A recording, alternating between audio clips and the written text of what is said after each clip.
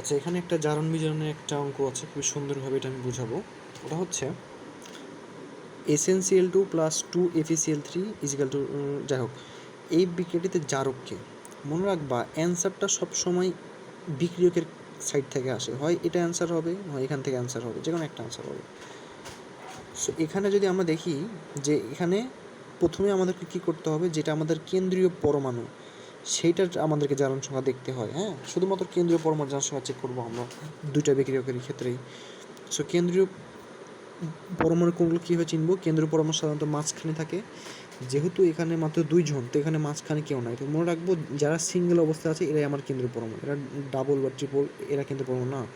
তো এখানে Sn হচ্ছে আমার কেন্দ্রীয় পরমাণু। এখন এরা জারণ সংখ্যাটা আমরা দেখবো যে কী চেঞ্জ হয় আসলে। এখানে জারণ সংখ্যা কী হবে দেখো, ধরলাম এসএনের জারণ সংখ্যা হলো যে এক্স, সিএল এর হচ্ছে -2 ইজিক্যাল টু 0, তাহলে এক্স ইজিক্যাল টু 2, অর্থাৎ এসএনের জারণ সংখ্যাটা হচ্ছে 2, তাহলে এখানে ছিল আমাদের +2 ছিল। তাহলে এখন দেখি এখানে আসার পর কি হয়েছে, এখানে সেমভাবে এখানে হবে +4 হয়ে যাবে এসএনের জারণ সংখ্যা। তাই 2 থেকে 4 হয়েছে। আমরা জানি যে অক্সিডেশন নাম্বার যার বাড়ে সেখানে জারণ ঘটে কোথায়? বিজারকের ক্ষেত্রে। তাহলে এখানে এসএনটা হচ্ছে আমাদের বিজারক। তাহলে আমাদের তো প্রশ্নে চেয়েছে জারক, তাহলে এসএন তো অ্যান্সার হচ্ছে না। এখন FeCl থেকে যেহেতু এটা অ্যান্সার না, এটাই অ্যান্সার হবে আমরা বুঝতে পারছি, তাও আমরা এটা বের করে দেখব। সো এখানে যদি আমরা দেখি যে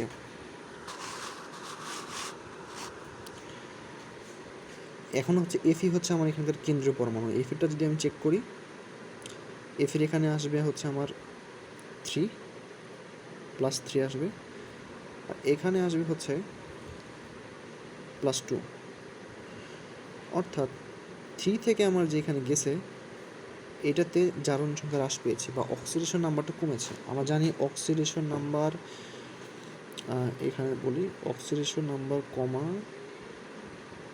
কমা মানে হচ্ছে বিজারণ হওয়া, আর বিজারণ হয় জারকে, মানে উল্টা আর কি। হ্যাঁ, সো এখানে আমাদের জারক হচ্ছে FeCl3। আচ্ছা, এখন অনেকে প্রশ্ন করবে যে Fe এই দুটোর মধ্যে কেন সি হলো, বিও তো হতে পারতো। আমরা একটা জিনিস জেনে আসছি যে যেখানে ধাতু বেশি হয় সেটা আমাদের বিজারক হয়ে যায়। সো এখানে কিন্তু ধাতু, Fe পুরোটাই ধাতু, এটা আমাদের বিজারক। আর FeCl3-র মধ্যে 3টা অধাতু আছে, এটা গ্যাস, আর Fe মাত্র একটা ধাতু, তাহলে এটাই আমাদের জারক, কারণ এটা বিজারক, কারণ পুরোটাই ধাতু বেশি মানে সেটা বিজারক হয়, তাহলে এটা আমাদের জারক। Answer C.